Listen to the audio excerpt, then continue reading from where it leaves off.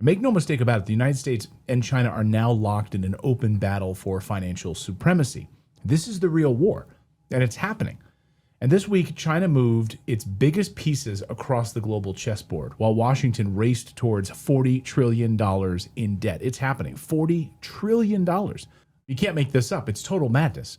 So we've got a bunch of huge news stories that the mainstream media are totally ignoring right now that I want to go over. But first, before I forget, I've been surgically gathering info on the massive breakout in gold stocks that I see coming, and I was shocked to learn that Wall Street billionaire, legendary fund manager Howard Marks, famous Howard Marks, is now positioned through Oaktree Capital in a company whose CEO just dropped $400,000 on shares, and they have a new analyst report out that shows a price target that is 82% above the current price. So stay with me here on that. I'm going to seriously consider making this actually one of my top gold positions right now. I'm going to show you that in a minute. But first, China is no longer talking about escaping the US dollar system.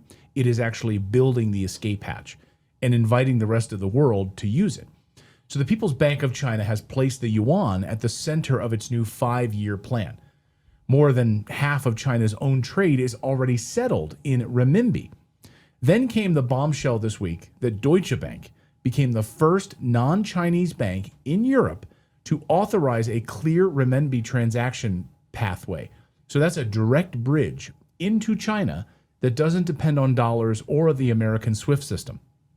But we don't need you anymore. Deutsche Bank is also issuing panda bonds, as they call them, which are debt denominated in yuan instead of dollars for the first time. This is happening at Deutsche Bank.